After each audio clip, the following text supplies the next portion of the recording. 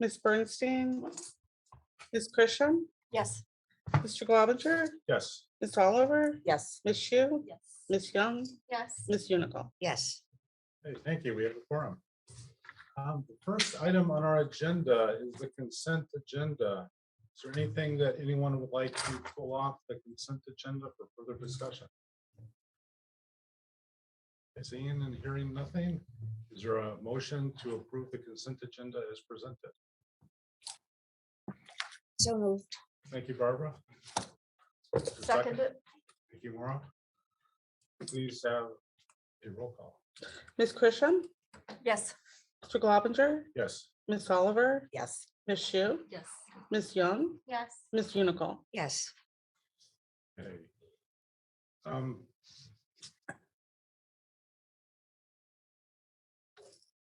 Next item on the agenda is the nominating committee to present the slate of officers. Abby, is that you? Okay. So the nominating committee decided to present as the slate of officers, the current incumbents for each office. Say who they are. Okay. Jay Globinger for president, myself, Abby Young for vice president, Maura Christian for secretary, and Jamie Shu for treasurer. Anybody who would like to nominate anybody else off the floor for any of the positions? Okay, then, is there a motion to approve the slate of officers as presented by the nominating committee? I'll move to appoint the officers as presented.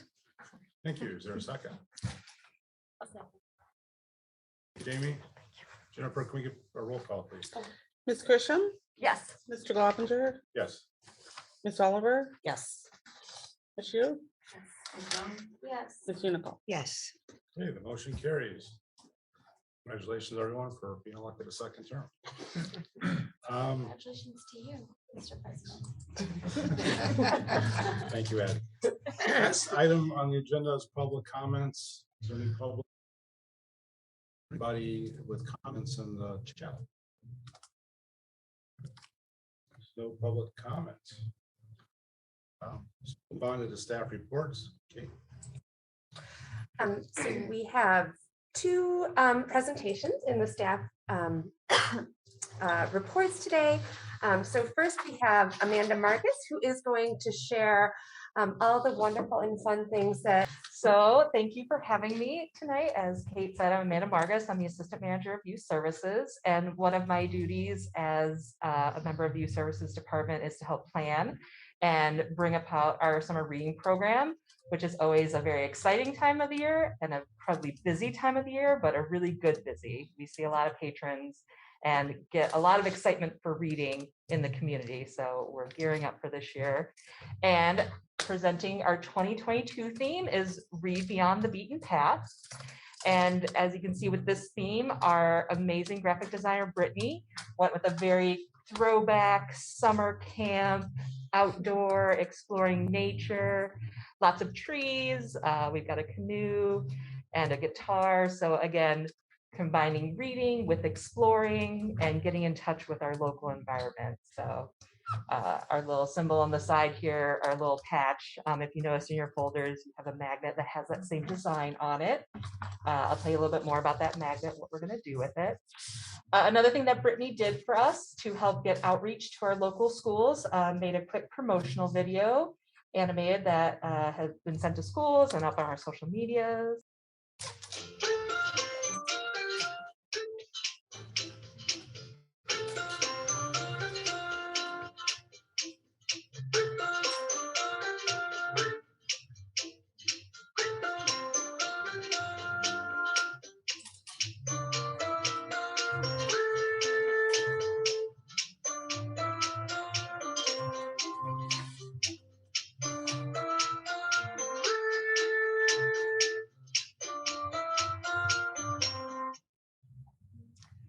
So it's just a quick little animated video, but we're really excited to hopefully reach students and members in the community in just a fun and engaging way.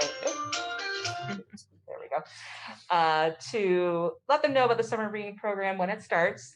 Starts June 1st, runs through August 14th, and go through just a couple of the programs, because we do have a program for every single age group, which is also really exciting, that we're very proud of.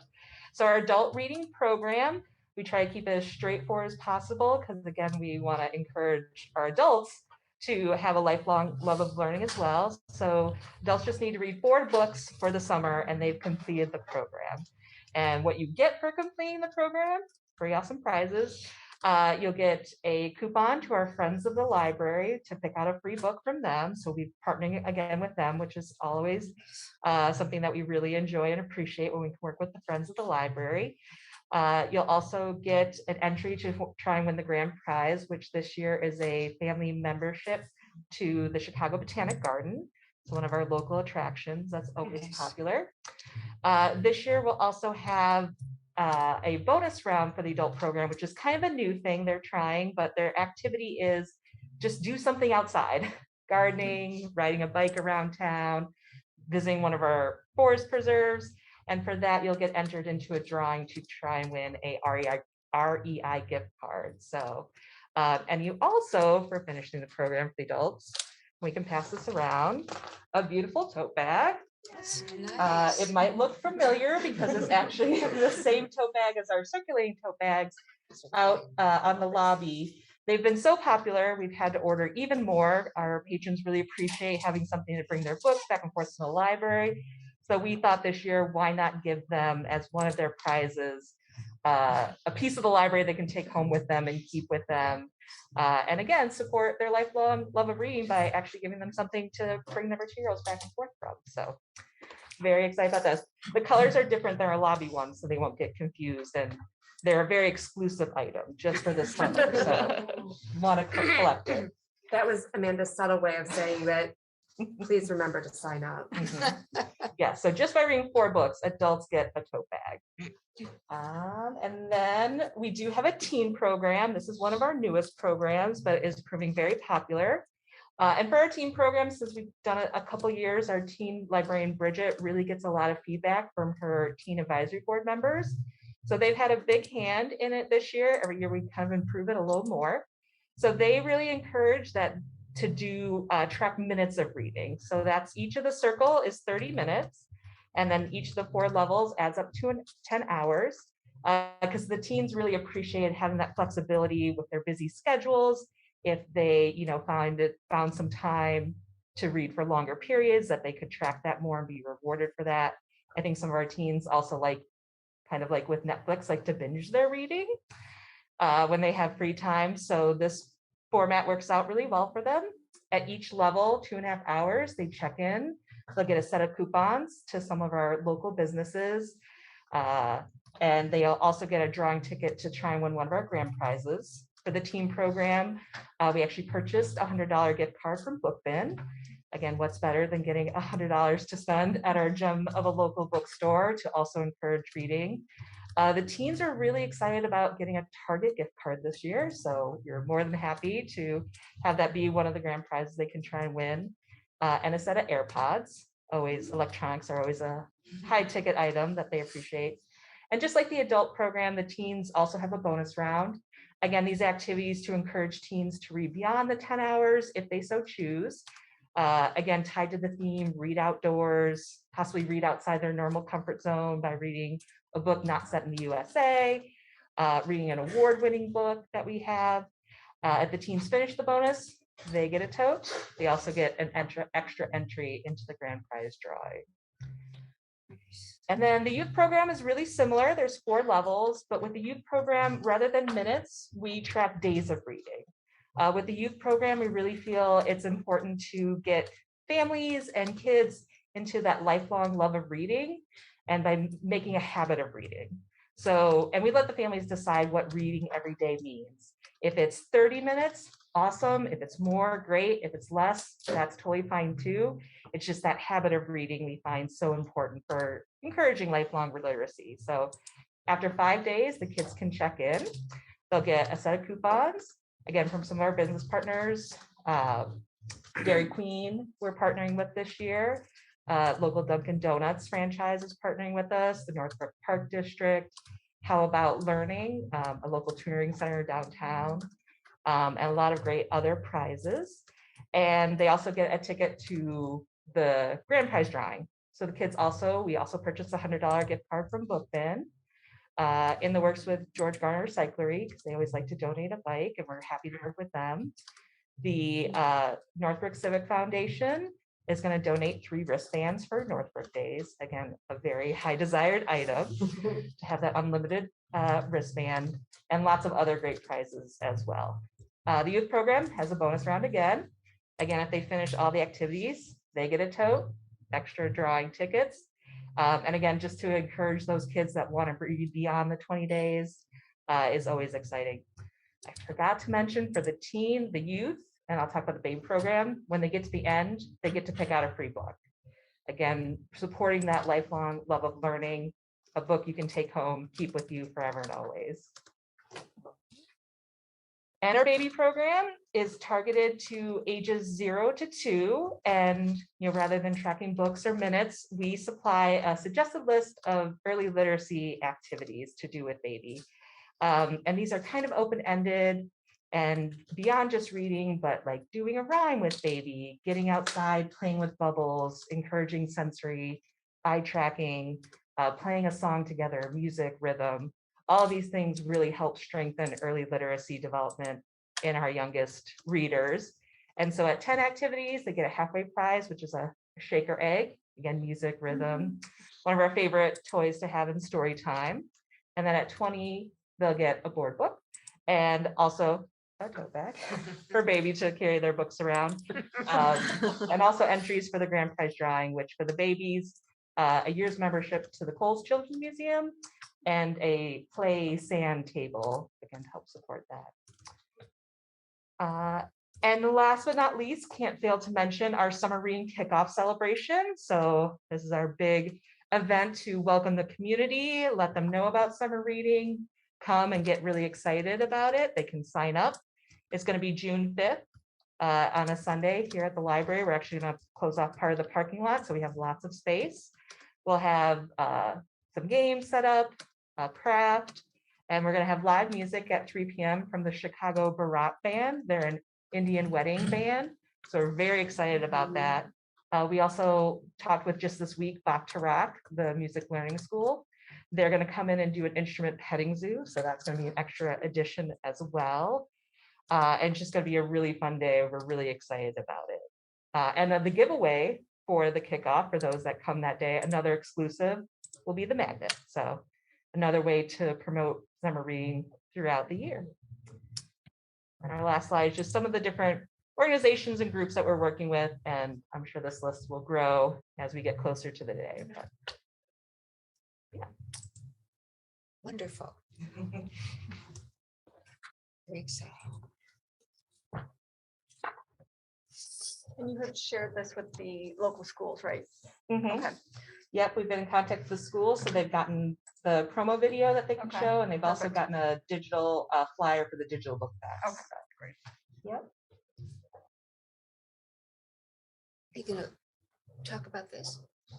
Is that, Oh, That's the That's magnet giveaway that we're giving to the board ahead of the summer reading kickoff. yes. It works really nicely on car bumpers.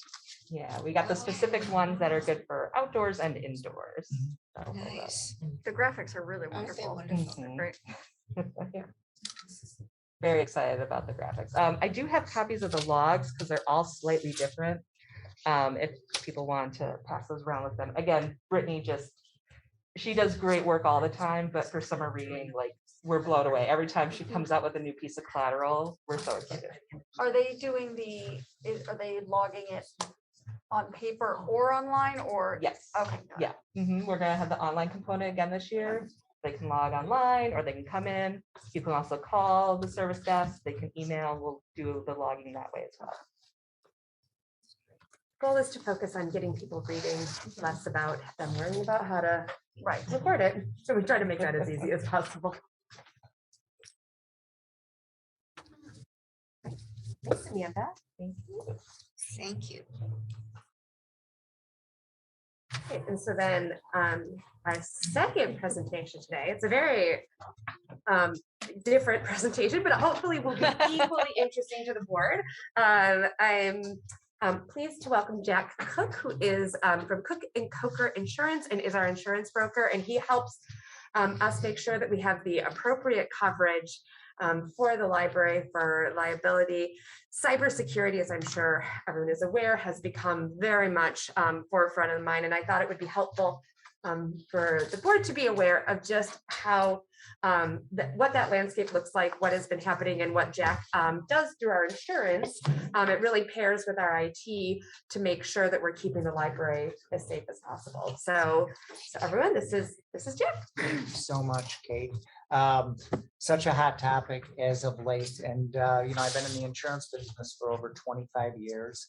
And when I first went into the insurance business, there was really only 2 new products in the 25 years that I've been in the business. And back when I started, the first one came out was long-term care insurance or nursing home insurance for those of you who might know what that is. And so when they came out with this product, it was very, people were buying it.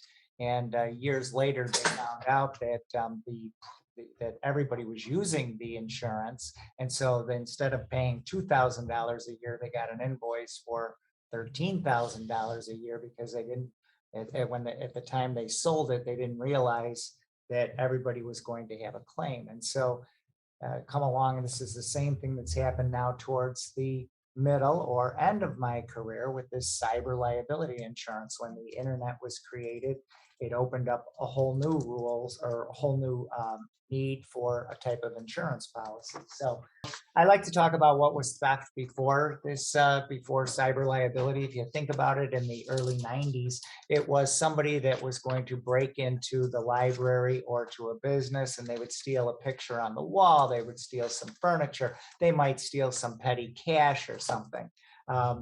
After that, really when cyber liability came along, people didn't have to get their hands dirty. They could go right on their computers and get into people's systems and be able to steal from them via that way. So when cyber liability was introduced in the 90s, it basically, the insurance industry saw it as a need because there were certain laws that were put in place that said that if you have people's personal identifiable information in your database or whatever, and if that information were to get released or hacked or stolen from your system, you could be held liable. So the insurance industry started selling these cyber liabilities to protect organizations like the library. It was not a big risk for them because they realized that, most of the time it was these third-party claims, and third-party meaning it would be your customers or be the patrons or somebody. So there wasn't a high risk for this type of insurance, but yet they saw it was important and they were adding it on, and it was very inexpensive. So a lot of the insurance companies were just including it in the policies and things like that. So that was in the 90s. And then in about 2003, 2004, the industry started to recognize that it wasn't the third parties that were the patrons or the customers. It was the people that actually had the computer systems that were suffering the losses. And so they had to add first party liability coverage to the policies. And that sort of doubled the premiums right there and then. And then we had this pandemic that came along, and 2020 or 19, I lose 2020, it comes in, right? And suddenly everybody is working from home, and it opened up the door for cyber criminals to just start getting people because there was no firewalls, there was no protections in place. And so it led to $4.2 billion in claims for the industry. So that was that kind of changed the landscape of these cyber liability policies. Thank you for going the right way. Some of the key terms that you're going to hear are social engineering, ransom, malware, and phishing. So social engineering is when somebody hijacks onto somebody else's email and gets them to release some personal information, some funds, or anything like that. So I work with a lot of nonprofit organizations, and two specific examples of social engineering within the last 3 years were one of my clients had received an email from his boss. The boss, we'll call him Dan, is working here and Matt is working, 2 offices down. Sends somebody hijacks the boss's email and says, hey, we just landed we just signed a contract with a new consultant, and I need you to wire transfer $17,500 to this particular address right away. And Dan replied back and said, that's not the way, that's not protocol here. We need this.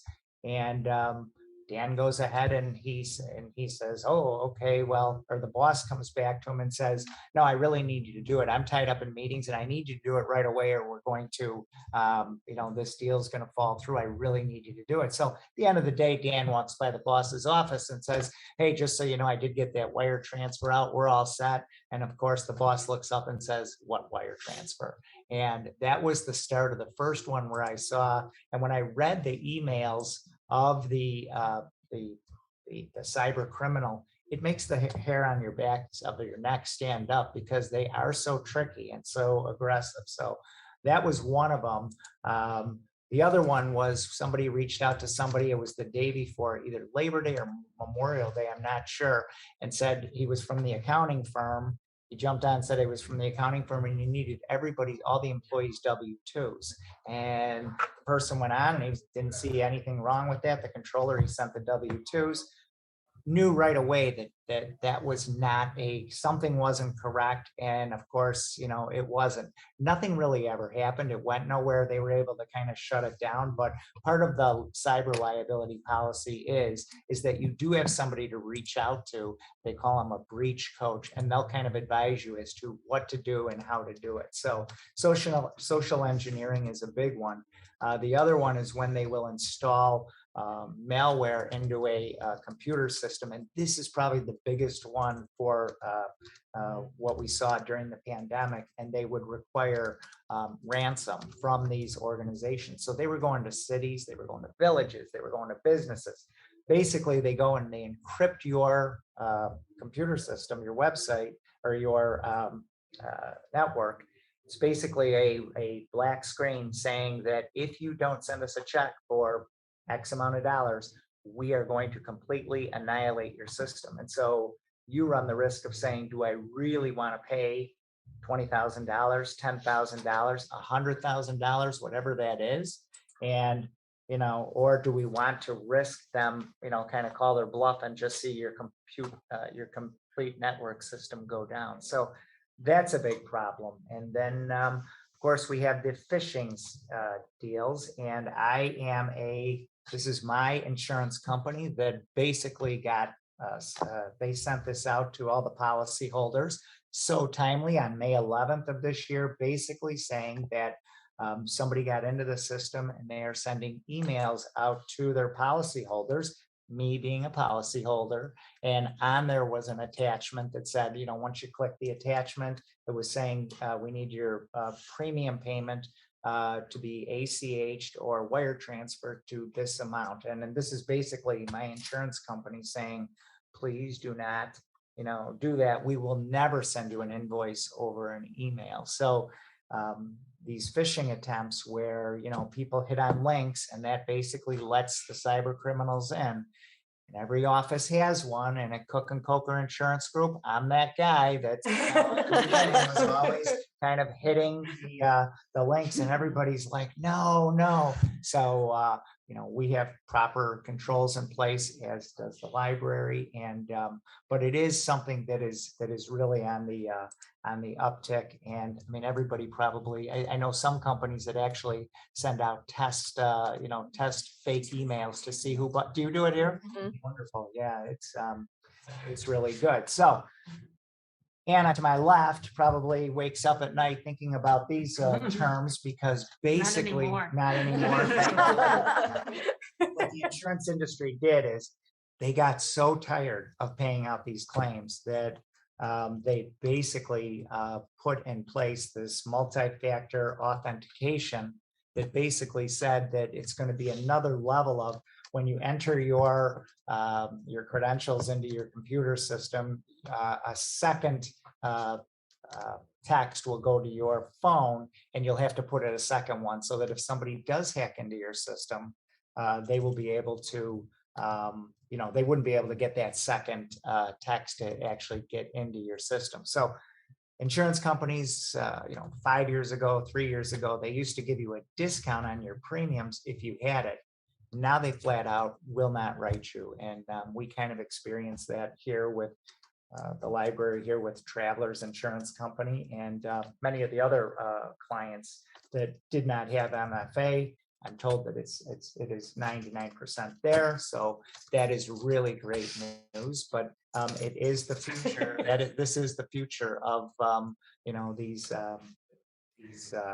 getting onto the systems. And they think that 90% of all the claims will be eliminated by using this two-factor authentication. So Until they figure out the way around it. Let's hope yeah, until all of us are retired. What there about- will be something next. Sorry, but what about things like face ID? Does that have any sort of impact?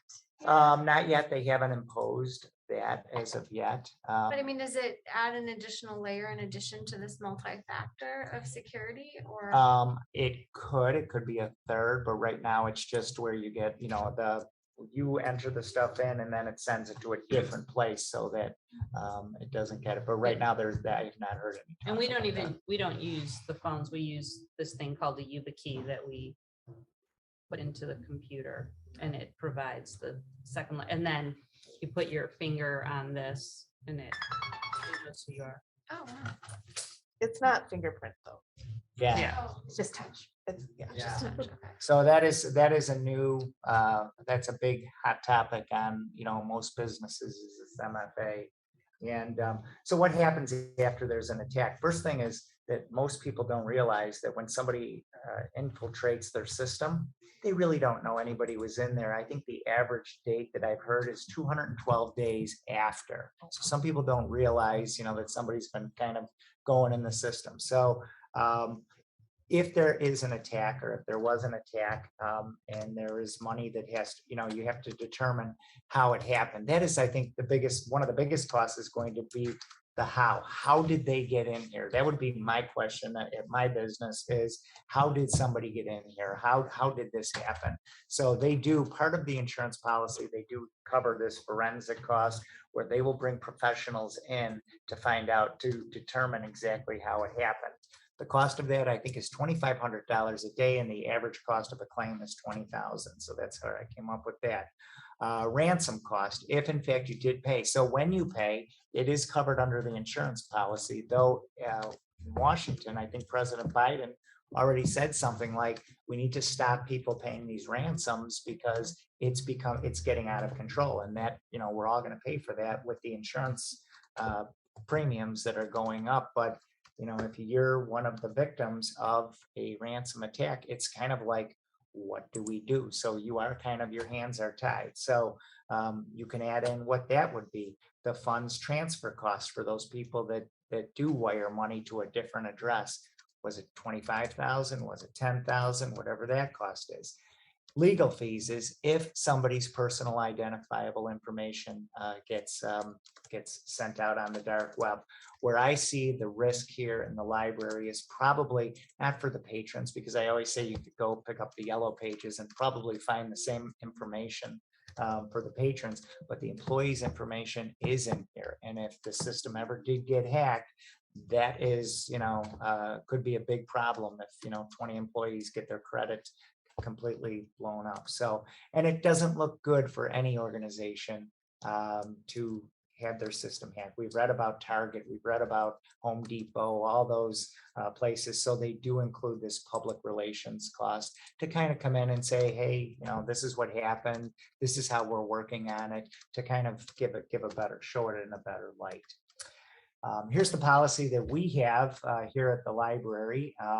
It's with a company called HSB. I think it stands for Hartford Steam Boiler. And so we do have a $1 million policy should anything ever happen, which is good.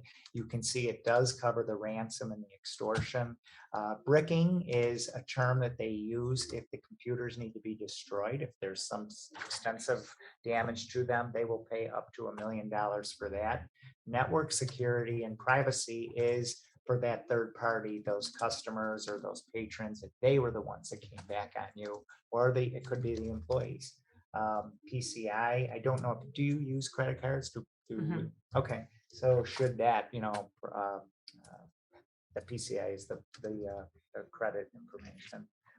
Media is covered under the policy for $1 million, but you can see they put sublimits on for those crimes. So computer fraud, 250,000, funds transfer fraud, 250,000, social engineering, 250. So this premium at 6,920, after you think about everything that's going on, looks pretty small. But compared to last year, it's pretty big. And so this is something that, we're going to probably see premiums increasing on this until they get a better grasp on the entire cyber liability system. So that's kind of my story about the cyber world that we're in right now. And if anybody had any questions, I'm happy to help you out in any way. Yes, sir. So along with, just educating us, is there also an audit that goes along with these policies now where the insurance company comes in and audits the system to make sure planters are just filling out a questionnaire and telling them more? Yeah, so there is a renewal application that Anna and Kate complete each year, and they ask a lot of questions about what have you done, and so we went through that to get this insurance policy in place, which was we were lucky to have, and I think we'll have more opportunities next year, more carriers, more insurance companies, since we do have the MFA in place here.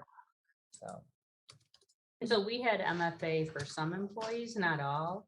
And so when that question came up, I was like,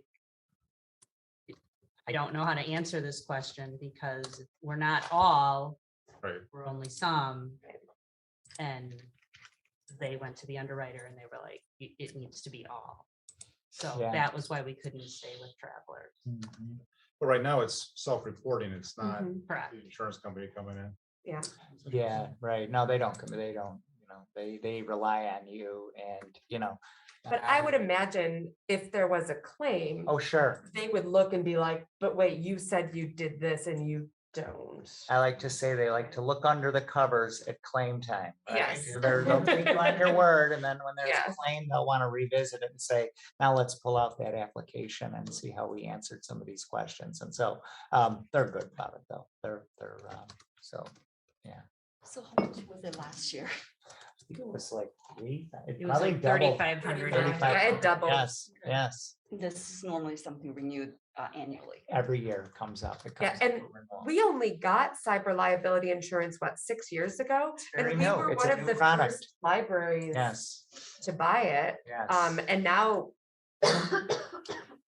yeah, and so we were one of the first, I want to say, that is dealt with the renewal issue with the multi-factor authentication, but now every day there's emails on the director's list of like, Yes. Has any- Do has you anyone do else this? What is it? experienced it? Yeah. Yes. yep, how did yes. you do this? Did you do it Right. for everyone? And we're like, yeah, because like shelvers, do they really have access? They're checking their email and that's important, Right. but we did it, everyone at the library. Yes. Yes. So very good. I'm curious, you made a comment about invoices by email and that the insurance company would never do it. Yes. That is becoming a much more common practice in terms of companies sending out invoices, not in the mail, US mail, but by email.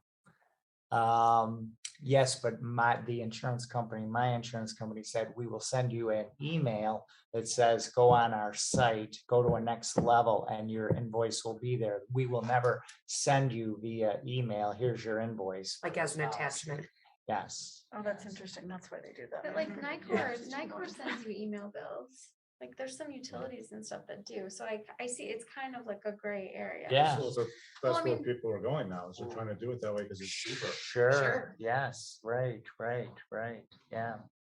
I guess you just have to be vigilant if it seems like You it's not really the do. full- You will, and it's I not think the people are full- getting yeah. smarter. I think. Well, the better way to do it is log into your account Yes. and pull the invoice. Don't click on anything that comes, you know, Right. so if you got that email from NICOR, rather than clicking on the link, go to the NICOR website, go into your account and pull the invoice. But even like the Amazon fishers are getting really, really sophisticated. Like they'll call you and it's like someone just tried to charge something in your account and you're like, what? Because you're in the, so it's, The Apple ones. No, it's really, it's a different type of crime, like Yeah. I said, than what it was, you know, yeah. in the 90s. So, And unfortunately, it's very easy. I mean, they keep doing it because it's working.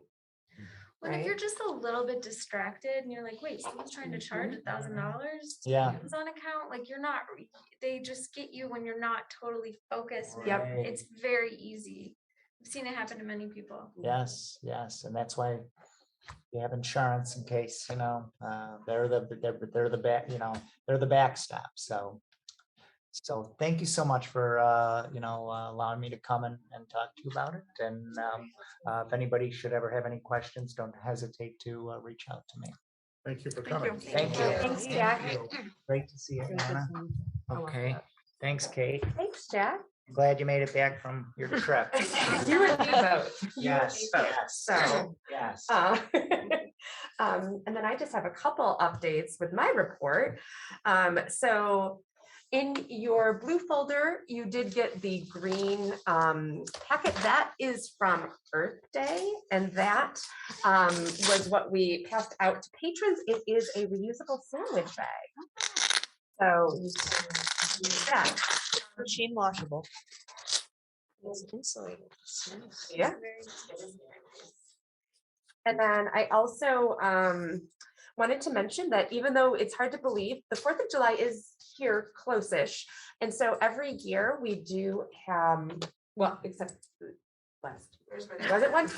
We do walk in the parade. We'll be decorating the library vehicle again. And next month, all of the board members will receive our summer reading t-shirts. And so the parade is at 2 o'clock on Monday, July 4th.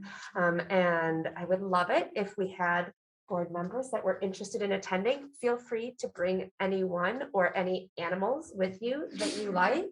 And so you can let me know now if you're interested in coming, or I'll send an email out and you can just let me know. I'll be reminding you guys again next month too.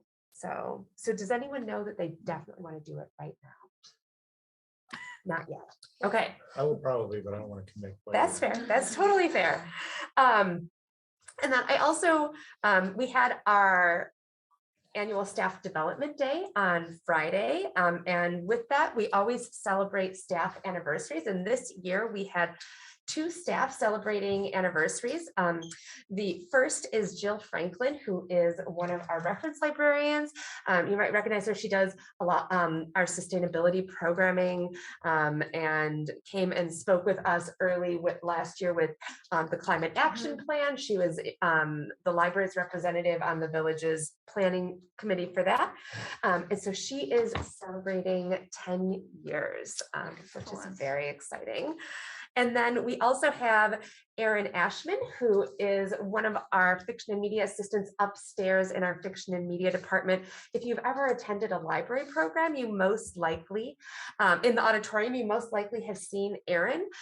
He helps with all of our programming, and he also works upstairs on the service desk, and he is celebrating 25 years. So he actually started as a shelver. So we still have his original picture, and he, I have to say, like most of us from 25 years ago, does, you know, no longer looks like a teenager, but that was a very exciting milestone as well. So we are very appreciative of all of their contributions over the years.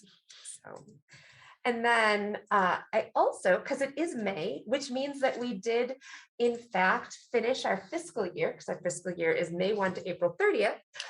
So in this month's packet, you had your infographic, and I just wanted to go through some of the statistics to kind of show you year end. I'm going to start with the most exciting one. And that is that we hit over 1 million checkouts, which we've like hovered, we've been at like 900,000, 920. And so this year we were at 1,054,668, which of course is a large increase over last year at this time, because again, pandemic stuff, but it also is just really exciting that we have hit that milestone. And we have done it with staff not feeling completely exhausted. And you know, even though we were down circ staff, a significant number throughout the year, we still were able to do that. And that is, of course, in large part to the hard work of the circ staff, but also with our new self-checks and automated material handler, which has helped with that. So, that's the really exciting one. Very. So we are not quite back to our pre-pandemic levels with visits. That is not surprising though, because if you look on the second page at our programs, our program attendance overall is down from what we saw pre-pandemic. We are finding that people are still not ready to come in. We're starting to see it, but we're still experiencing much lower numbers across the board. It isn't even specific to an age group. I would say our teens are the ones who come in the most, but generally we're still seeing people that aren't there yet. And I pulled up the different one. I don't. Do you know what's not? Okay. And so then we do expect to continue to offer both in-person and virtual and hybrid programming. I think that we're not going to see that go away. How we offer it, the volume for each, of course, will shift. But that is something that I expect now, much like when we added ebooks to the collection. It wasn't because we were getting rid of print books. It was another format for people to engage with. And I expect the same to happen with the programming. I also was talking with Molly Hamer, the executive director at the Park District this week. And she was saying that they are also still experiencing decreased numbers for their in-person programs that are held inside facilities. So I think that it is a pretty common thing that we're seeing. Museums, we get some reports on museums and theaters, and they're also still seeing that, but I'm hopeful that that will be increasing. One of the biggest increases has been in our study room bookings. Even though we've had the study rooms open since we reopened after we closed in March 2020.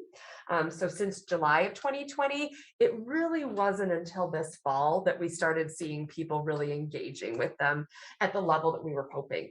Now, the good news is that we're still not hitting capacity on a regular basis, which is what we want. We always want that. We don't want to have to turn people away. We want there to always be sufficient room. But we are, as you can see, seeing significant increase, and they're definitely being well used, and not just the after school crowd, but we are seeing more and more business people coming in during the day because they're working remotely and they just want to change their scenery, or they want to have that really stable internet connection because they have an important meeting or maybe a job interview.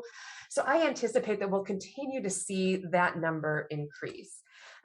We did see a pretty rapid increase in the meeting room bookings. We've had them open since September, sorry. And the number is about, for half the year, is about half of what we saw pre-pandemic. So those are pretty much back to what we were seeing before in terms of volume and people using them. And so we have seen a reduction in people coming in and looking at the computers or using the computers, but we are continuing to see a gradual increase in people coming in with their own devices. And I think that number, much like with VHS and DVD, over time, we're going to see it slowly shift. I'm sure we'll always, not that we still have VHS, I'm sure we'll always have some computers for people, but I do expect, that we'll continue to see the need for those. We've gotten rid of about a third at this point, just because the demand, right? Is that about Right. We pulled over half of our computers out in reference. And at this point, there's We've brought most of them back, but there's still 4 that have not returned, and there hasn't been a demand at this point for that. We talk about the computers that were there for using to get access to the web, or the ones that were there to get access to the catalog. No, catalog computers are still all there. It's just the ones in the row by the reference desk, by the nonfiction, and then behind, kind of by the windows, we have 2 areas for the public computers.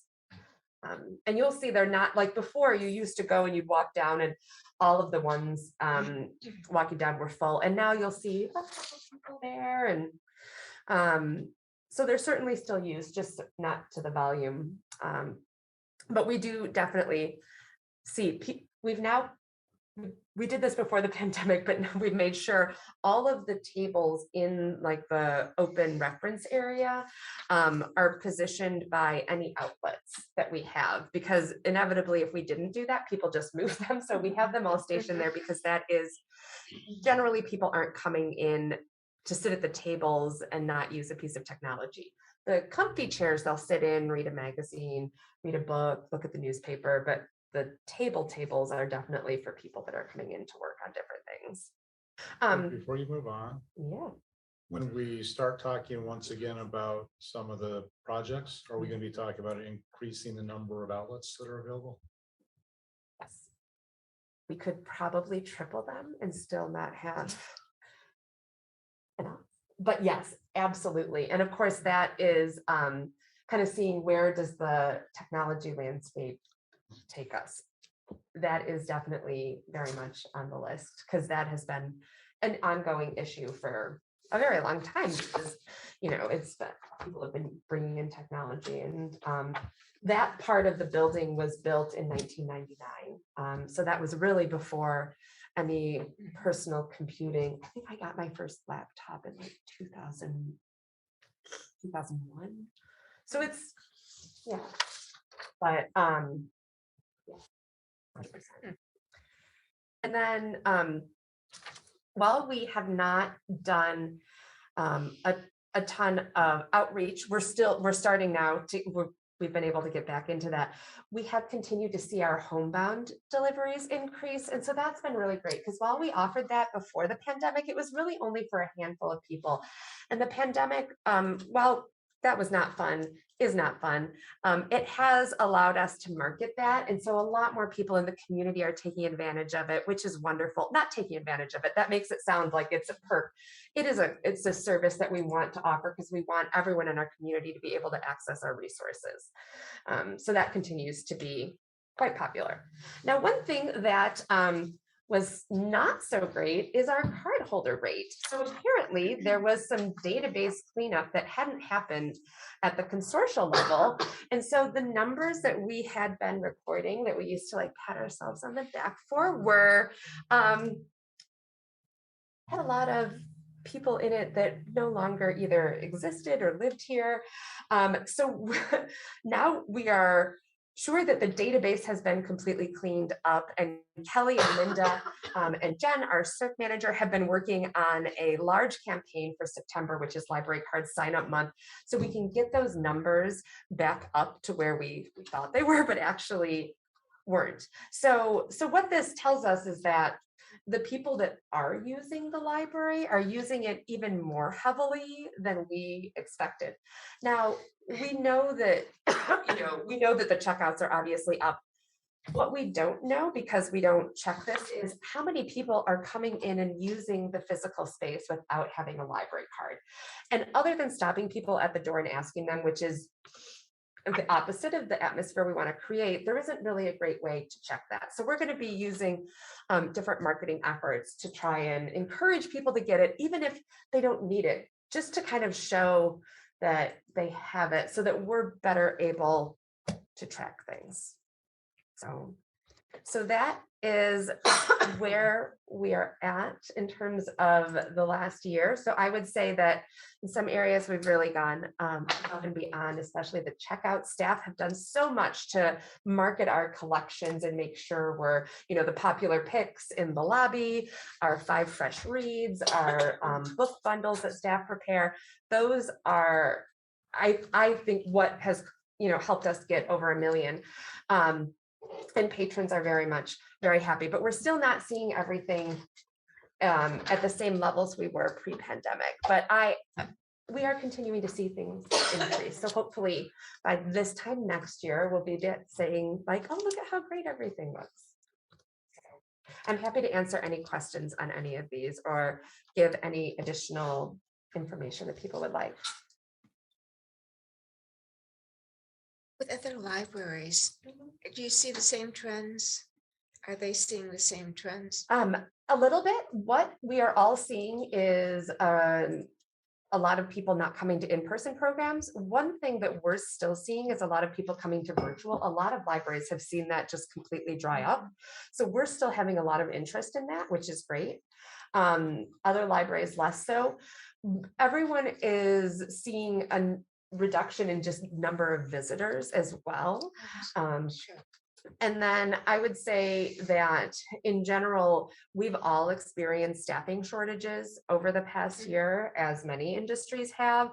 And so I think that that has been a large area of focus inevitably for most libraries.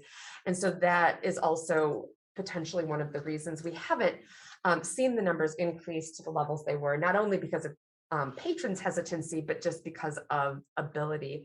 So I would say that we're a little ahead of the curve in terms of checkouts and virtual programming, and about the same or consistent with the trends we're seeing in other libraries for the other areas. I raised the point only because it would seem to me that don't be hard on the efforts here, because it's a result of Absolutely. circumstances that nobody or everybody was facing. Yeah. So absolutely. I mean, I think that these numbers show that we are providing value to our community and that people are utilizing the library. So. Any other questions? Okay, thanks, Kate. Sure. The next item on the agenda is board member reports. Do members have anything they'd like to report? Seeing and hearing none. Next item for unfinished business is the executive director annual review. That'll be in closed session. So is there a motion for us to go into closed session? And I'll read the motion in full if you like. Pursuant to the Illinois statute for the appointment, employment, compensation, discipline, performance, or dismissal of specific employees of the public body or legal counsel for the public body, including hearing testimony on a complaint lodged against an employee of the public body or against legal counsel for the public body, to determine its validity. So moved. Thank you, Abby. Is there a second? Second. Okay, we're gonna move into, oh, no, we need a roll call. I'm sorry. So if we can get a roll call? Ms. Christian, Yes. Mr. Globinger, Yes. Ms. Oliver, Yes. Ms. Shu, yes. Ms. Young, Yes. Ms. Unical. Yes. Okay, motion passed. So we will close the open.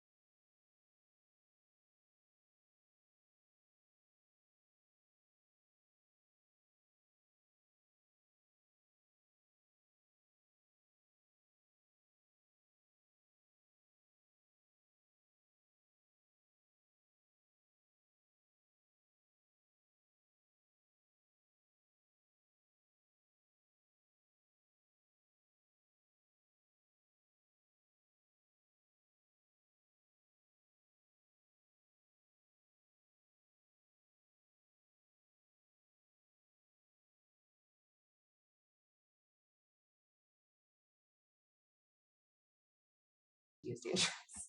Okay. And then being the last meeting before July 4th, I'm sure we'll have somewhere on the July 4th activities. Indeed, you shall. Okay, anything else anybody would like to ask at this point in time before the agenda? Okay, so that's it. We will adjourn the meeting.